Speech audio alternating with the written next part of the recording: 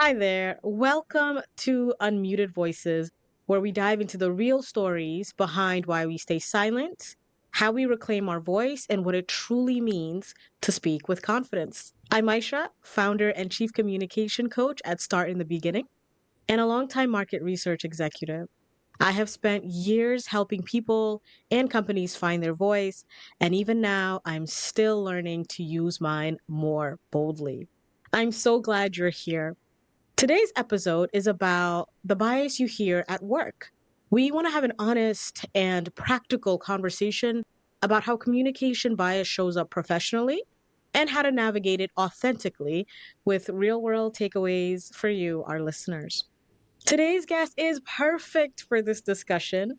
Meet Mariama Kurbally, an executive coach to folks from C suite executives to school principals, and a system strategist with a decade of experience helping leaders drive change in complex organizations.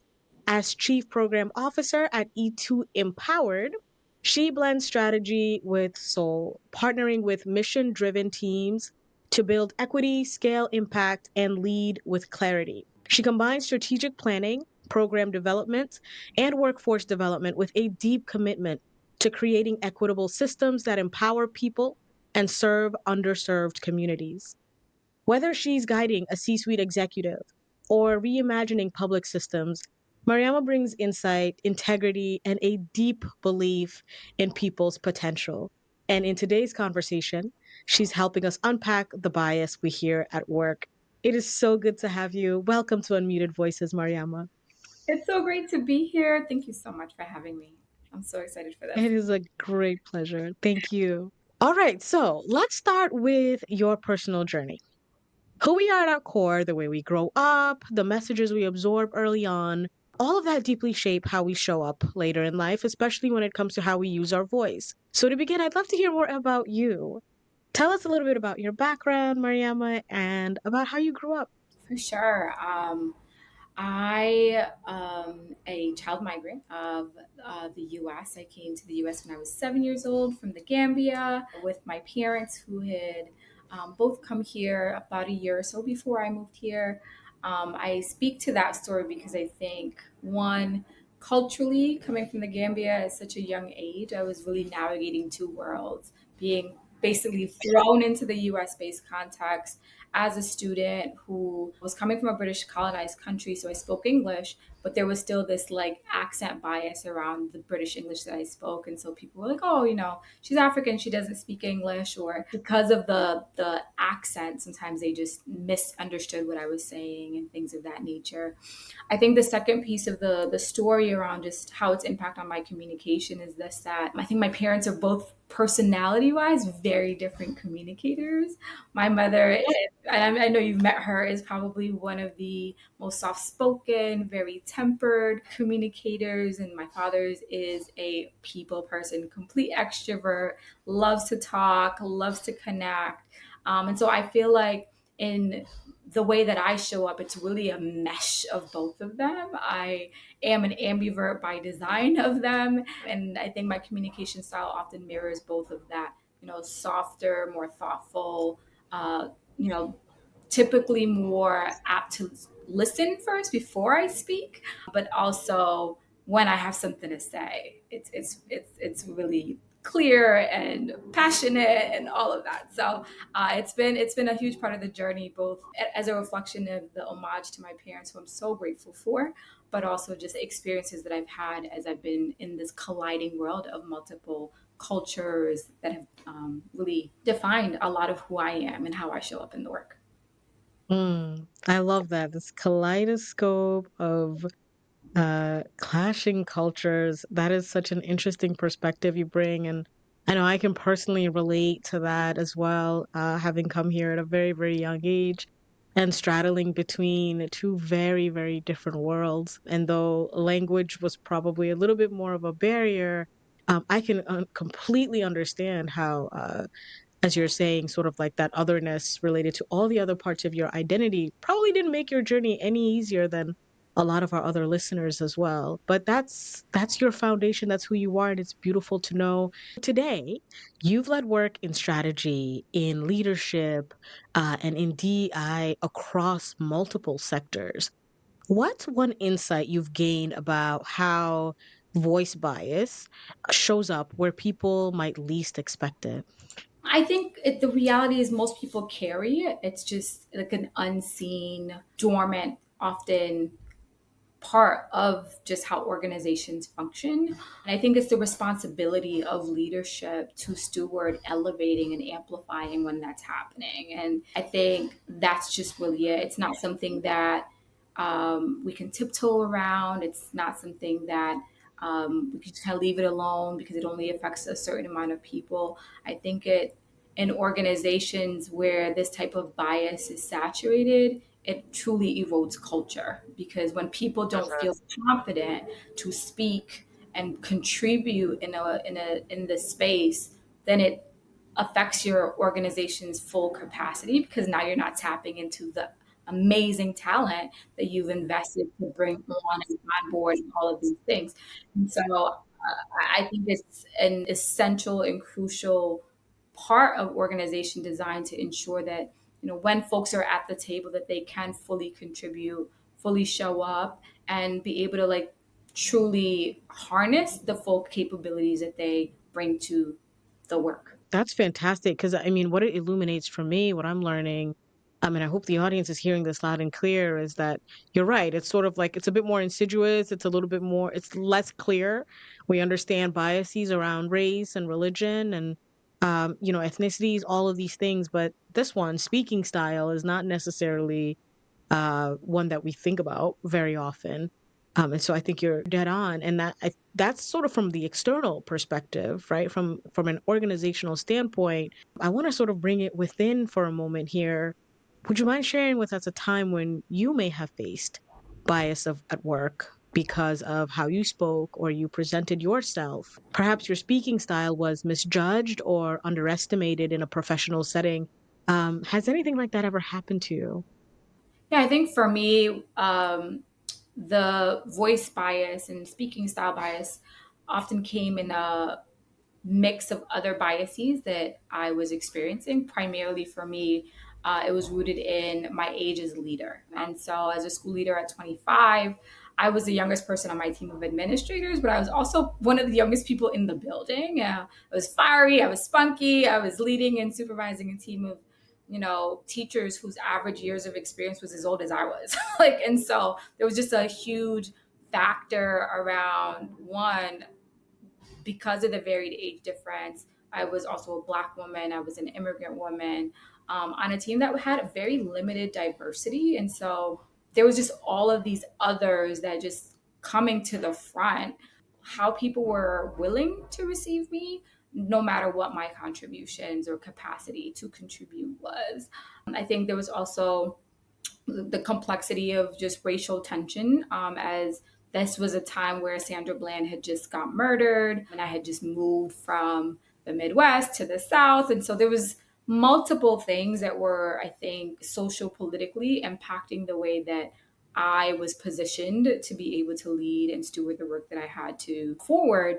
And I think as I sit and reflect on it now, there were two challenges that I was really navigating. One was my own inner critic, and I had to own that. Of why did I feel that because of my age? What were the mixed messages that have even gotten to the point where that noise was coming to the top of my mind? Of can I actually do this? Am I old enough? Is this really going to be a barrier?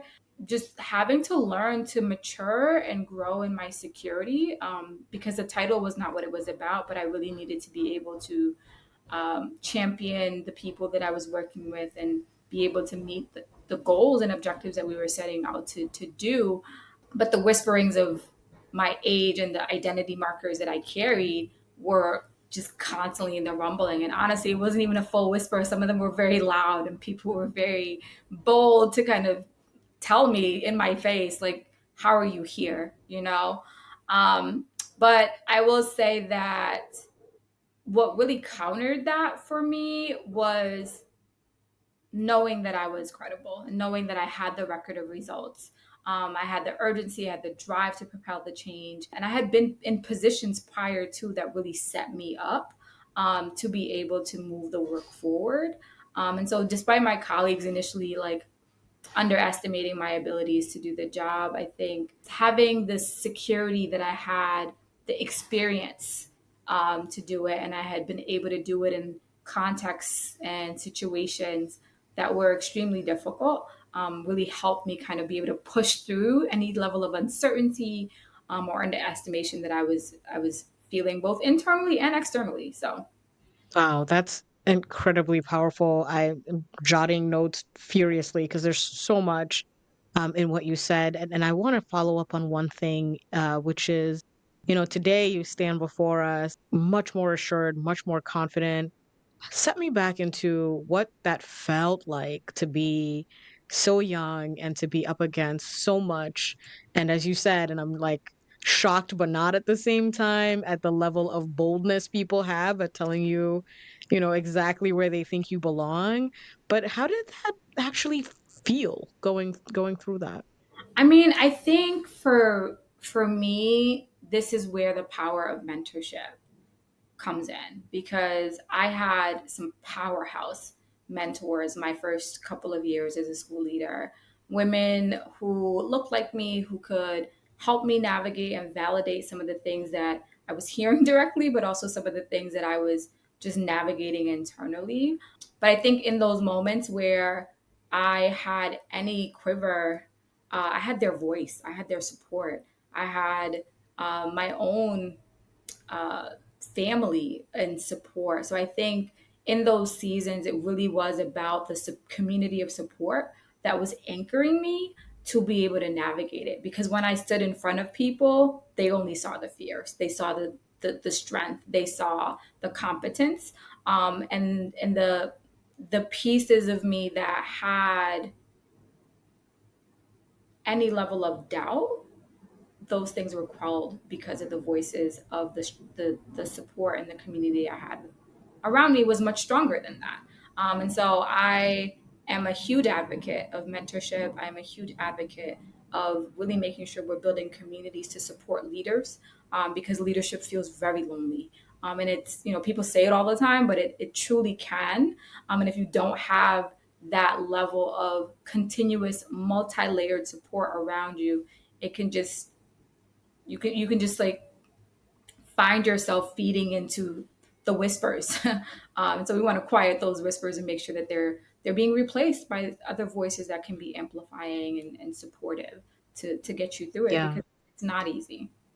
absolutely. Yeah, no, I hear you loud and clear on the importance of having a strong support system that can replace those voices. So it's not just your voice in your own head trying to be a North Star, and often it'll lead you to wrong places. It often takes people who have aligned vision, but also know what you're aiming to be to tell you, this is real or this is not real. But I'm a researcher by trade, so I'm going to keep digging. I want to know, how did it feel? Right? Because I love that you found a way to navigate it through mentorship and through support. But there are people who are very much going through this, your age, older, younger, and I would love for them to hear in you that whatever that feeling is, whatever it is that you felt, it's okay for them to feel as well. And then overcome it with all the things that you mentioned. So I'm just going to ask one more time, like, can you dig into that feeling of just like being undermined? I mean, I think it's both a combination of feeling uncertain, unsure, in some ways scared because I think for a lot of us who are super young and become leaders, you had to um, accelerate your path, right? And to have a record of results that you've been successful. And unfortunately, sometimes it gives you like a thinner skin in like failing, but you learn to fail faster. And I think for me, it was truly having to sit with my own fear of failure and knowing that I had to be able to navigate this season that was a lot of different pieces happening. I had to be okay with I'm not going to be perfect. I had to truly, I was in therapy at that time, to be really honest. I was having to build language around my own messaging around perfectionism and why. Um, I found it so difficult to not be perfect, to not be excellent, to not achieve at the highest level in everything that I have had the opportunity to do. But I also needed to be able to fail and fail gracefully and fail in a way that I didn't bring anybody else down with me. But I did it in such, I strived. And again, this is where the support piece comes, but I strived to always make sure that I took accountability because there are things I just didn't know. And when you're being underestimated, there are oftentimes I was also being undermined by people on my team directly, frankly, right? And and learning to try not to take that personally because there was also emotional maturity that I had to grow towards. Um, and those are the pieces that I think, even though I was able to kind of survive through it, those were the pieces that were the hardest. Those were the feelings that I needed to build a different, I wouldn't say armor, but I needed to build a different skill set to be able to navigate. And that took time, Wow. a lot of time. Wow. Just wow. I think thank you so much for digging in with us and for bringing a side of yourself that is, you are always authentic. You are always yourself. But I think what I've noticed of really high achievers is that we are always looking at the next thing. And because of that, we are always looking at what is going to be the most productive behavior. And usually it's not sitting in our feelings. It's not thinking about like, how this horrible feeling felt. Like we're like, we can't do this. We got to keep it moving. And I don't know if that's just like survival mindset, but I thank you so much for sharing that with so much generosity and honesty because not only do I see myself in that, but it's good to know that it's normal, and it's good to know that it's not only normal, but you can overcome it. And you've given us, some of these tools. You've given us therapy. You've given us lean on mentorship. You've given us lean on self belief. You've given us learning that it's okay, in your words, to grow and mature in security. And so the self-assured person we see here today is an amalgamation of all of those experiences, but the boo-boos are kind of what make us who we are. So thank you so much for allowing me to dig into there a little bit. I just want to add to that. I think like if you don't sit with it, it will show up. It doesn't go away. And I think all of my leadership in my 20s was that. I think initially started with suppressing it. It's like, nope, I don't have time to be in these feelings. I have a mission to accomplish. We have, these deadlines, and I think initially it started with just continuing to dig myself into the work, dig and continuing to dig. Um, but growth didn't happen when I was digging. And growth started to happen when I really just allowed myself to feel that vulnerability of like, yeah, you're human. You have feelings. It hurts your feelings when people are undermining you. You're dealing with betrayal. You're dealing with words I didn't have language. I mean, feelings I didn't have language for. And I was just like, wait, what is this? Um, and I think in a professional setting, there is this fake illusion that you don't have to deal with that there because we're at work. Who does that? Why are people being messy? And you get all of that in leadership. So Yes. Yes. it comes with the mess, but you got to deal with it. And you got to deal with it internally. And also, I think this is where the voice piece comes up.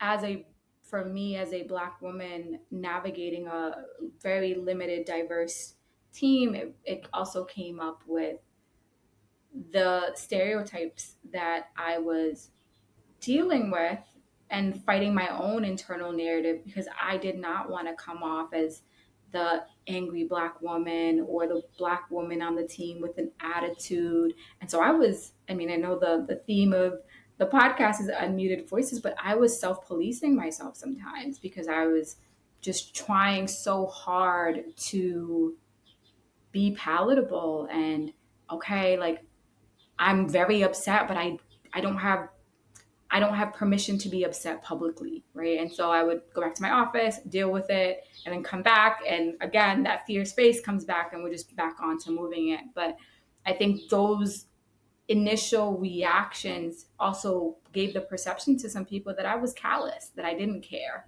And so I had to really navigate all of those pieces. And I think um, those are the burdens that are unseen in some ways. I think again, community helped me see that because I didn't have that visibility and that mirror on myself, but I was blessed to have mirrors around me that could pour some of that into me and also pushed me to hold space to reflect on how I was carrying it because I wasn't saying it, but I was carrying it, and I think the people around me saw it. And thank goodness for those people who can sort of see through us and give us permission. You've said so many poignant things. One thing that just keeps lingering with me is, this notion of a self-policing, which we know in the world of communication can be extremely helpful. Like there are some times where silence is better than not, right? And we have a future episode where we talk about voice boundaries, how to choose when to speak and when not to speak. But there is such a thing as a self-policing to the point where it becomes a habit and to a point where it becomes just self-silencing. And thank God for all of us and for all of the people that you coach, all of your clients, that you learn what the appropriate balance is between, when to speak and when not to speak while still staying strong in your power. My goodness, thank you for sharing with us some specific tools. Um, can you just help me wrap it up really quickly in terms of like how you navigated it? I know we heard themes of mentorship. I know we heard themes of working on yourself. Just help recap for our listeners really quickly, just some of the specific ways in which you navigated this period. I think for me, what I've learned is the art of relationship. It ultimately came down to the relationship that I call the ones that are built in the margins, right? The relationships that are built in hallway conversations, the ones that are had in just the one-on-one conversations that I would have with the teachers and the staff members. And so I think in between the big staff meetings, the state of the campus addresses, I just made it my personal mission, like to speak to every single person. I was supporting a building with 100 staff members every single day. I took 30 minutes to walk into every single classroom, speak to every single person that was physically in the building, and just made that as a habit. And so my calendar was blocked. First 30 minutes of the day, I'm doing my walk and I'm just checking in and seeing how the adults in the building and of course our children are also doing. But I think again the relationships that are built in the margins, the ones that are my support system outside of the organization, but also within the organization, really making sure that we're speaking, because I think when people don't know each other, that's when assumptions, that's when people just project whatever is really about them onto you. And what I have learned, the best way to dispel that is to give them a different narrative. Actually, let them get to know you. Actually, put yourself out there, and put yourself in the position. For me, at that point in my maturity, I hated talking about myself. Like it was just the thing that made me the most uncomfortable. And so I had to learn to do it. I had to learn to tell my story. I had to learn to share my why. I had to learn how to make the connections to my why relevant to the people that were doing the work with me, because I didn't need to do it to them. I needed them to do it with me. We needed to kind of create that collective vision. And I will say that that is really what shifted the tide for us in that building. I don't think it's a silver bullet, but I do think relationships take things way further than honestly anything else can. So yeah. Absolutely. Together we go much further, right?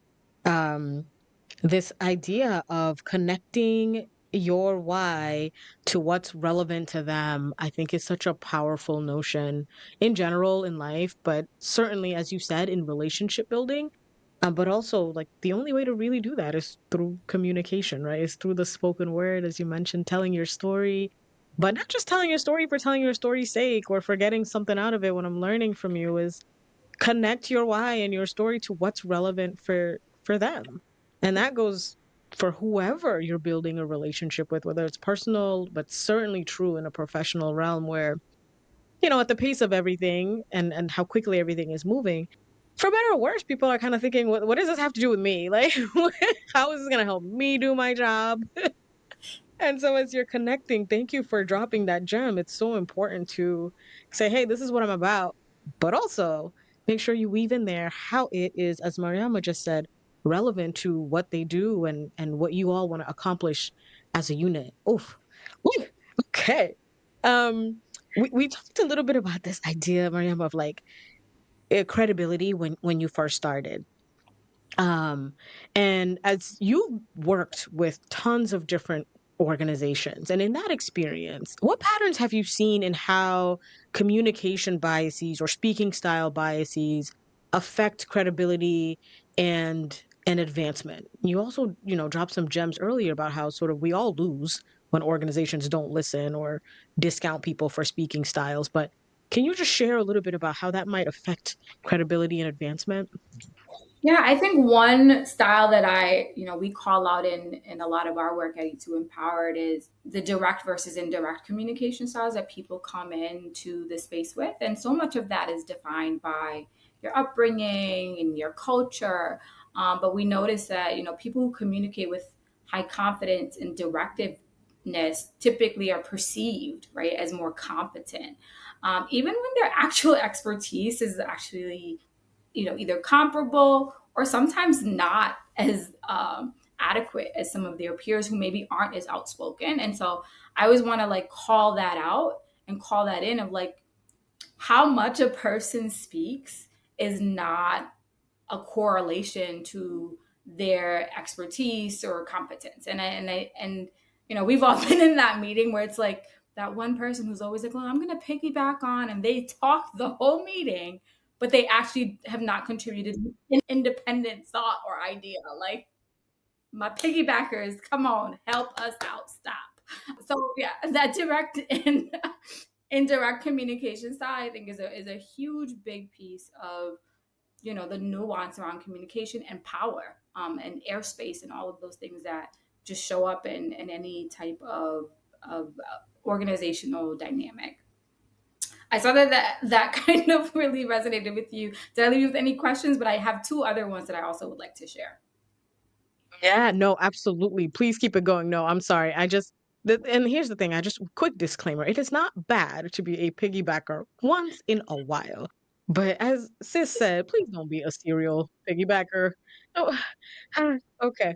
I digress. Please continue. I mean, on my like rant about the piggybacking, right? Like, I think speaking time and interruption patterns are another piece. We, as executive coaches, do a lot of observation in our initial like diagnostic when we work with teams, and we notice again that like how commanding a person is when they speak, how much airtime they take up, how the quality of a contribution is being weighted, often has to do with bias, right? Like if a person maybe looks like you or shares a similar background or makes connection points to things that or activities that you do, like there just seems to be a tendency to want to hear those people more.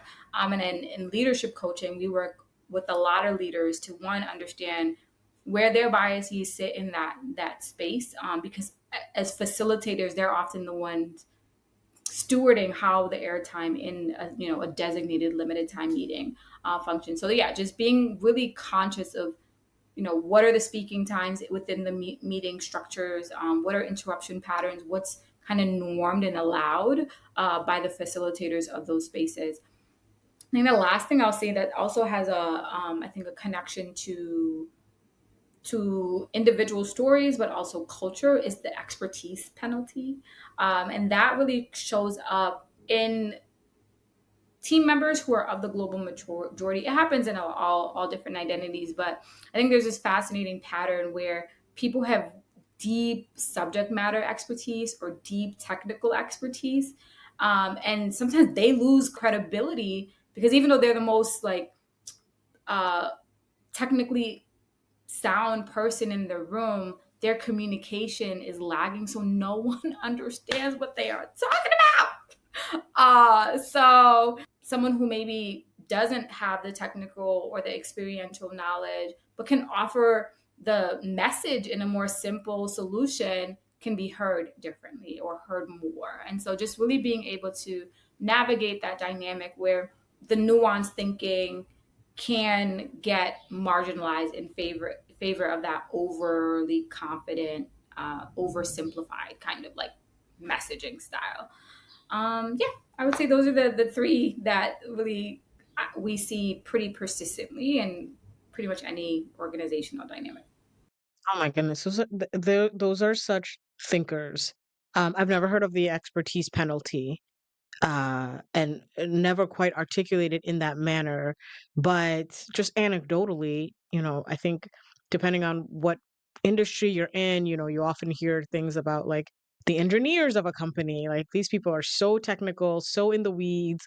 You're not necessarily inviting them to a meeting with the CMO because everything is going to get sort of like get lost into, but that's really powerful, and it's also it feels unfair, right? And so it's I would hope incumbent on leaders to create coaching, training, work with organization like yours to not only identify some of these things, know when to identify them, but interrupt that type of bias. And so that sort of leads me to my next question. And I don't want you to give away all your secret sauce here, but just a little taste of, how can, if I'm a leader, recognize and interrupt that bias when it shows up in communication or in decision making?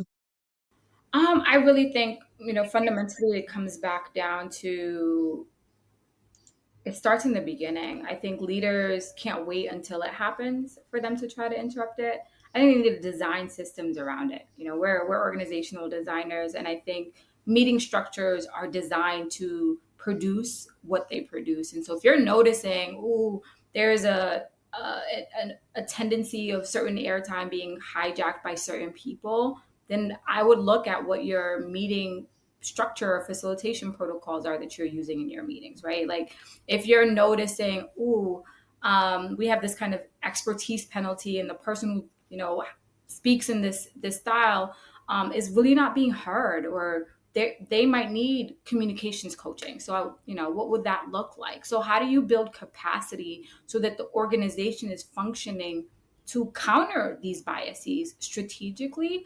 But I do think it starts with starting to look at what the meeting structures look like, what facilitation, rotation, and training might need to look like, what decision making processes are in play, and how does the organization make decisions that are inclusive, that ensure that there's input from multiple different playmakers and contributors in the work, and doing the work of even like communication style mapping so that folks are given again the language so that when they see the communication bias that they can realize, ooh, it might not be at the top of my mind, but now I have training, I have a skill set that has been amplified so that I can see it.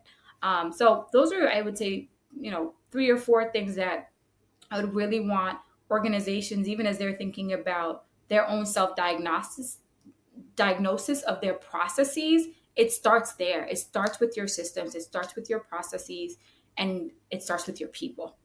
No, that's incredible. I mean, not only just accessible, but actionable as well. I mean, you've given us, some practical strategies that organizations can use to create spaces where all voices are heard, and it sounds like it starts with diagnosing your own processes. And so, you talked a little bit about where to start. Is that the simplest and sort of like first step leaders can take to foster more inclusive communication practices on their teams? Or is there something else that you would recommend as sort of the very first step that they could take? I would say the very first step for any leader is starting with yourself. Like you have to know like your own biases before you can lead anyone else towards any type of bias interruption, bias training. And so ultimately, I would say start with yourself. I think that self reflection, ideally with a tool, whether that tool of support is a coach or a resource or a training, being able to interrupt bias requires you to be able to see it. I'm trying to like really make sure I'm stamping that point because I think so often we jump into the strategies and we want to like do the trainings, but if you don't ever see it, doesn't matter. Maybe that's a little oversimplified, but I do fundamentally believe any type of coaching, any type of training, if that person doesn't have the self awareness and the reflection to be able to see the thing, it doesn't work. So the leader needs to be able to see their own internal bias, but they also need to be able to see the inherent biases that are built into the system that they're leading. And so I think it's both of those things working in conjunction to with one another to be able to think about what the capacity building structures need to look like for that leader and for the teams that they're supporting. That is powerful. I am recalling Michael Jackson's Man in the Mirror right now, and that's my jam. But no, but I mean, all jokes aside, absolutely. This being able to intercept bias requires you to be able to see it. That's such a powerful sentiment. And I know it sounds like, well, duh, obviously. But I do think that, a lot of the sort of setbacks that we've seen, unfortunately, in DEI, right? Barring the huge amount of racism that's driving that, is people's inability to see it, period. If you don't see it, you don't see value in fixing it. But you layered something that's really important is that if you don't see it, well, don't assume that it doesn't exist. Maybe you're blind to it, right? And so there's that second level of not just self assessment, but asking and working with organizations like yours that can help you see those blind spots. Incredibly powerful. Being able to intercept bias requires you to see it. Thank you for sharing that with us. All right, Mariama. So we are coming, and I'm so sad about this, to the end of our conversation. And I'd love to know if you could leave our listeners with just one more thought about communication bias as you see it at work and as you coach organizations and leaders. Leave us with one thought about reclaiming your voice at work. What would that be? It would be say the thing, the thing that scares you, the thing that you're maybe doubting yourself about, say it. I think a lot of us are living and operationalizing in organizations where some of the best thoughts are in our heads because we're afraid. And I think um, we're afraid for many reasons, but in organizations where there is a strong sense of connection and belonging, there are organizations where people are speaking. And they're speaking openly, open heartedly, and they're open to feedback. That doesn't happen though when people don't speak. And so, my biggest push would be to say the thing. Say the thing, say it scared, say it proud, say it with an open heart, say it with an open mind, and know that that is for change, I think, to happen. Often, what it takes is someone being courageous and brave enough to say the thing. That's brilliant, Mariama. Thank you so much. Uh, we've been so enriched by this conversation, from the most recent advice to say the thing and be brave saying it, to the importance of building honest, authentic connections based not only on your story, but on what's relevant to the people around you so that you could build together, to these notions of looking at your own internal voice and biases and also the organizational voice and biases.